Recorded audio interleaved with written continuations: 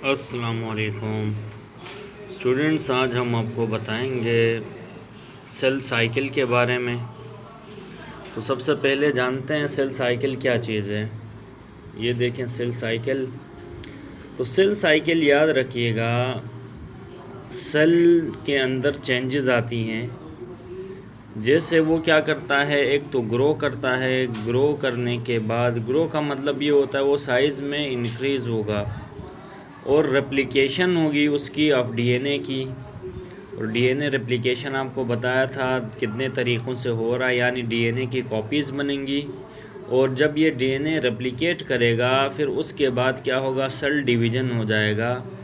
और cell division interface से शुरू होता है। अब ये इंटरफेस को डिवाइड किया गया है कुछ फेजेस के अंदर। जैसे ये देखें G1 फेज़, या जिसे गैप फेज़ कहा जाता है।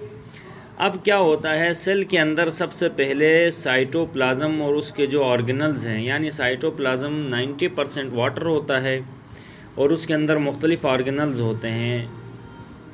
जैसे माइटोकॉन्ड्रिया है, गोल्जी बॉडीज़ हो गई, स्मूथ एंडोप्लाज्मिक रेटिकुलम, ये साइटोप्लाज्म के ऑर्गेनल्स हैं जो वहाँ फ्लोट कर रहे हैं। एंड सेंट्रियोल्स, और जो सेंट्रियोल हैं जो पोल्स के पास यानी कुछ यूनिट्स होती हैं, यानी ये अगर सेल है तो सेल के पोल्स में कुछ इस तरह के यूनिट्स होती हैं, इनको हम कहते हैं सेंट्रियोल्स।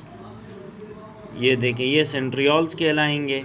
तो ये साइटोप्लाज्म के ऑर्गेनल्स और ये सेंट्रियोल जो सेल के पोल में है, ये अपनी कॉपीज़ बनाएंगे G1 फेज़ में। फिर दूसरा है S फेज़, या जिसे सिंथेसिस फेज़ कहते हैं। इस फेज़ के अंदर डीएनए क्या करेगा, रेप्लिकेट करेगा, रेप्लिकेशन करेगा। रेप्लिकेशन करके क्या करेगा, अपनी कॉपीज़ बनाएगा। सही है स्टूडेंट्स, अपनी कॉपीज़ बनाएगा डीएनए की।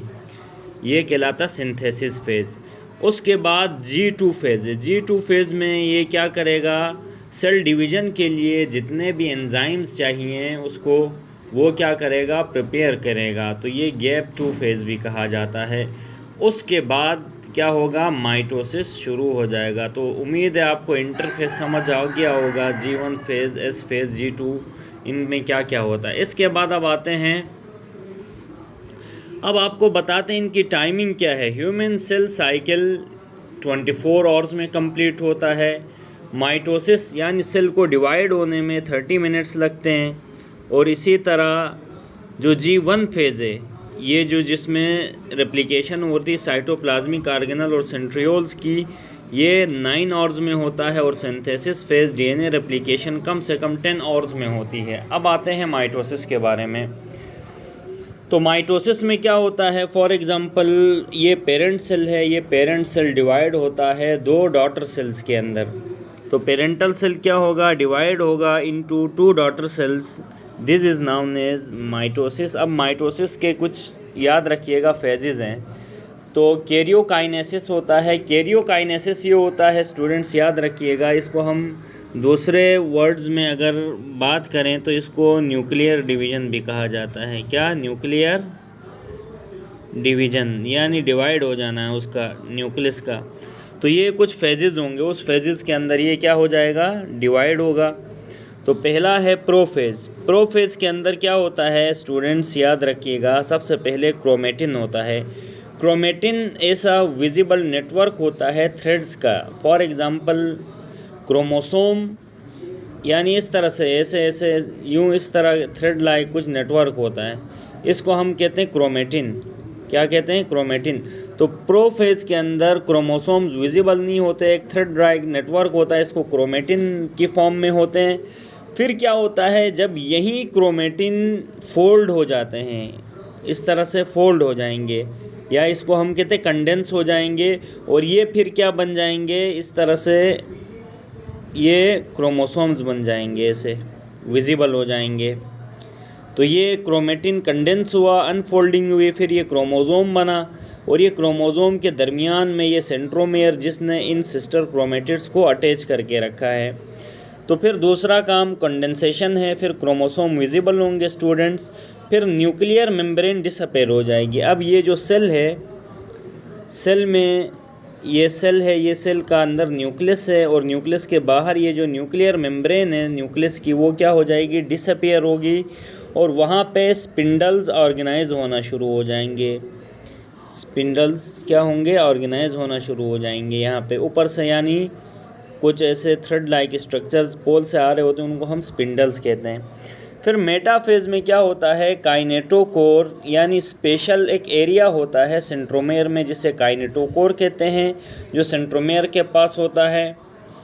और अब क्या होगा, यहाँ पर ये काइनेटोकोर क्या करेगा, क्रोमोसोम्स को सेंटर में अलाइन करेगा। ये अगर सेल है तो यहाँ पर ये सारे क्रोमोसोम्स को सेंटर में क्या कर देगा, अलाइन कर देगा।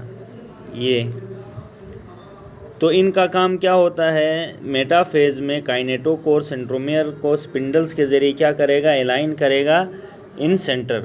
फिर एनाफेज में क्या होता है, ये जो काइनेटोकोर जिसे हमने बताया था एक स्पेशल एरिया होता है जहाँ पे स्पिंडल अटैच है सेंट्रोमेयर के साथ, contract towards the pole, microtubules वहाँ पर क्या करेंगे, एक्सर्ट करेंगे फोर्स को सेंट्रोमेयर पे। अब इस फोर्स की वजह से ये क्रोमेटिड्स क्या हो जाएंगे, एनाफेज के अंदर ये अब पोल्स की तरफ जाना शुरू हो जाएंगे। ये देखें, ये पोल्स की तरफ जाना शुरू हो जाएंगे। अब टेलोफेज में क्या होगा, सुने कि क्रोमोसोम्स डीकंडेंस होंगे और डीकंडेंस होंगे तो दोबारा वो क्रोमेटिन की फॉर्म में आ जाएंगे, न्यूक्लियर मेम्ब्रेन अपीयर हो जाएगा और इसी तरह से दो न्यूक्लियाई पोल्स पे बन जाएंगे, तो इसी को हम कहते हैं माइटोसिस। अब स्टूडेंट्स, माइटोसिस की अहमियत क्यों है, ये न हो तो क्या मसाइल हो सकते हैं। तो पहले याद रखें, जितने भी लिविंग ऑर्गेनिजम्स हैं उनके अंदर जो हेरिडिटी मटेरियल इक्वली डिस्ट्रीब्यूट हो रहा है। जैसे ह्यूमन बींग्स में 46 क्रोमोसोम्स है, ये जनरेशन टू जनरेशन से माइटोसिस की वजह से आ रहे हैं। और उसके बाद जो इसमें क्रॉसिंग ओवर न होने की वजह से क्या होती हैं, सिमिलर इन्फॉर्मेशन होती है, यानी वही जीन्स रहेंगे और वही कैरेक्टर्स जो पेरेंट में थे वही ऑफ स्प्रिंग्स में आएंगे। अभी ये जो हील ऑफ वॉन्ड है, कहीं पे हमें ज़ख़म लगता है, कट लगता है, तो बाद में वो बढ़ता कैसे, माइटोसिस के ज़रिए बढ़ता है। अगर माइटोसिस डिसऑर्गेनाइज हो जाए, सेल यानी तरीक़े से एक ऑर्गेनाइज्ड वे में अगर डिवाइड ना हो, तो वो क्या करेगा, ट्यूमर कॉज करेगा और जिसकी वजह से कैंसर हो सकता है। और कैंसर क्या है, uncontrol division of the cell है। सेल क्या होंगे, अनकंट्रोल हो जाएंगे। जब ये अनकंट्रोल होंगे तो ज़रूरत से ज़्यादा क्या करेंगे, वो सेल्स पैदा करेंगे जिसकी वजह से कैंसर होगा। और कैंसर में ट्यूमर दो तरह के हैं, एक बीनाइन ट्यूमर कहलाता है और दूसरा मैलिग्नेंट। बीनाइन ट्यूमर एक तो स्मॉल साइज़ के होते हैं और ये दूसरे यानी पार्ट्स में ट्रांसफ़र नहीं हुआ होता, उसको आप लोकेट करके हम उसको ख़त्म कर सकते हैं। लेकिन एक स्टेज होती है मैलिग्नेंट ट्यूमर, ये डिवाइड होके ये मुख्तलिफ़ टिश्यूज़ में फैल जाते हैं। तो ये दो तरह के ट्यूमर्स हैं जो कैंसर में कॉज करते हैं। तो उम्मीद है आज आपको ये सेल साइकिल समझ आया होगा। इसके फेजेस हमने बताए, G1 phase, G2 phase, synthesis phase, फिर कैरियोकाइनेसिस समझाया, साइटोकाइनेसिस समझाया कि डिवीज़न ऑफ साइटोप्लाज्म और उनके फेजेस। उम्मीद है ये आपको समझ आया होगा।